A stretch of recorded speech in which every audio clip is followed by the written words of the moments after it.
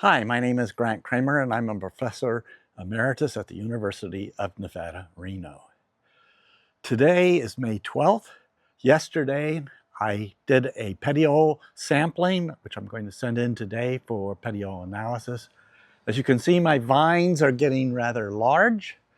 They're growing very large. I've been holding off on trimming them or doing anything in the vineyard right now because I'm worried about bloom and getting good fruit set. I don't want to damage the vines or limit them in any way. But it's time to trim these babies back because they are growing like crazy.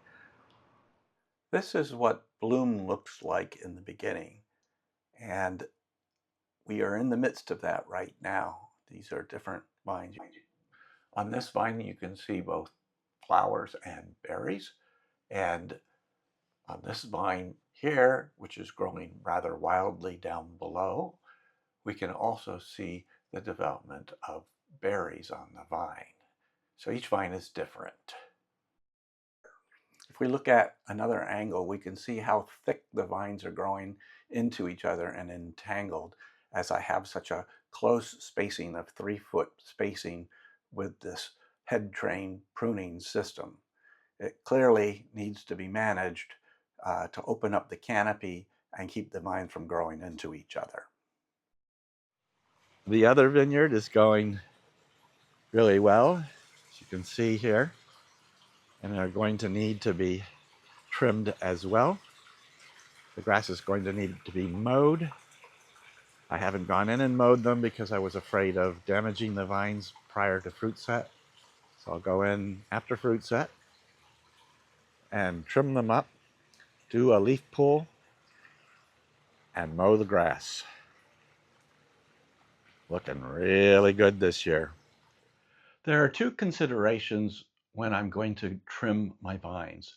The first is I want to disentangle my vines and open it up so that I can get in with my mower and get sprays into the vines. The second is that I need to support my fruit with at least 10 leaves, ideally. Unfortunately, some of the vines are so long and so elongated that I may have to trim them back a little bit shorter. After trimming to 10 leaves per branch,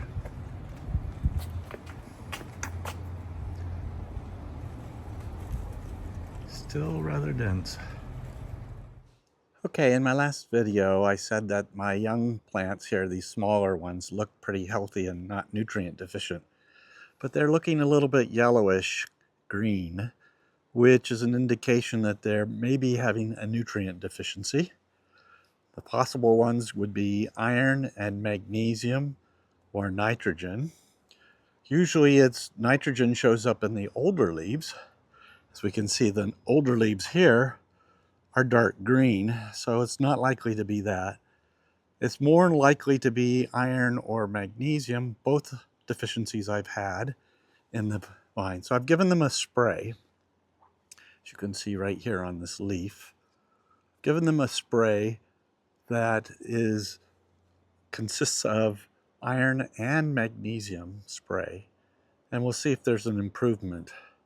Also, we'll wait for the petiole analysis and see what the petiole analysis says. But in the meantime, I've given a head start on this spray in order to get ahead of it if I can. I know the vines are having a high alkaline soil, which makes a tendency for iron deficiency, as iron is not very soluble at high pH. And I'm acidified the soil to counteract that, but it takes time for that acidification to work.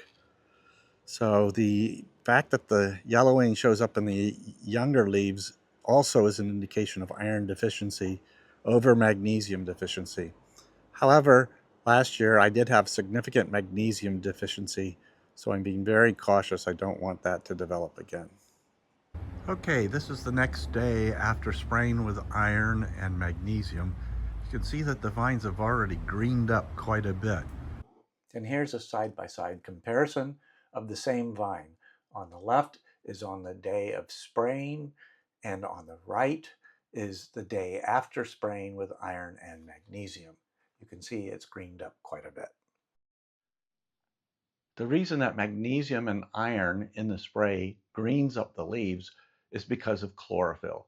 Chlorophyll is the green pigment which is involved in photosynthesis. And magnesium is an integral component of that chlorophyll molecule. And iron is necessary for the biosynthesis of chlorophyll. So by adding these sprays, it makes for adequate supply. If you do not have enough iron or magnesium, it causes what we call chlorosis of the leaves, which is the yellowing that you see in the leaves. That means there's less chlorophyll molecules there to do the photosynthesis. If you're unfamiliar with petiole analysis, then I encourage you to go view these two videos I made in previous seasons, in Season 2, Episode 6, and Season 3, Episode 4. It's been a couple of weeks, and now I have my petiole analysis results. As I suspected, the magnesium concentrations were low at 0.2% or 0.25%, whereas the normal should be between 0.3 and 1.25%. And my iron concentrations were borderline. So it was good that I sprayed the iron and the magnesium, and the greening up of the leaves did confirm that in fact they were deficient. So my concentrations of magnesium are low, and I could respray with the same spray as I've been using, but over 2 weeks, the leaves have started to yellow again. So the magnesium concentrations are insufficient in the spray. I've boosted the spray concentrations this time to about 8 times the amount, and it has not burned my leaves, with the hopes that this maintains the magnesium concentrations to a better level. Now I could apply the magnesium sulfate to the soil, but that will take more time for the magnesium to get to the leaves. Spraying gets an immediate effect of the magnesium in the leaves for better photosynthesis. But in the fall, I will consider adding more magnesium sulfate to the soils to make a more long-lasting and more permanent type of nutrition for the vines. Before we finish, we have one more task at hand, and that is the removal of laterals. Here are some examples of what some laterals look like. They are in the axis of the leaf, and they come from lateral buds and produce lateral shoots. Upon lateral removal, the shoot becomes much clearer and open. In a normal shoot tip, you have what's called apical dominance, where this tip is producing a hormone called auxin that inhibits the lateral developments which occur at each leaf axis or node.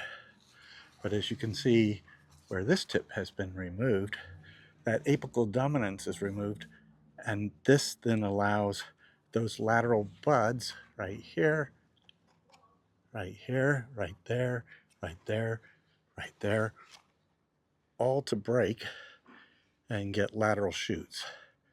So the removal of this shoot tip then causes these buds to break. Now, eventually they'll break down below because that apical dominance is too far away to control those buds at the bottom.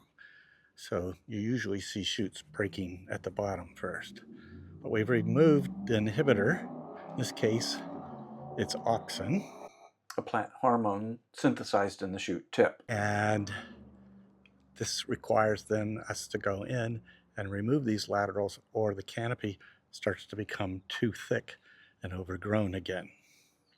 This head train goblet shape allows for light and air to get into the canopy. By thinning, I'm keeping that airflow and light going in there. The fruit is getting exposed to light. I'm in a climate where we won't get sunburn because it's a marine layer a lot of times. It's cool. So this will help prevent powdery mildew disease. So this is what my row looks like after thinning. all the laterals. It's still thick, but looks a bit more airy and open. There'll be some laterals that I miss, and I'll have to go back in and check again. And then there'll be some new laterals that will grow out. But overall, it's looking much better. This will provide more light and sunshine into the canopy, allowing for better quality fruit, free of disease. Well, that's it. I hope you enjoyed this video. If you liked this video, then please like it on my YouTube channel, where you'll find other interesting videos like this one, or on winemaking practices, or even on plant physiology. I post regularly, so the best way to keep informed is to subscribe to my channel, and you'll get notifications of when the next video is coming out. Have a great day.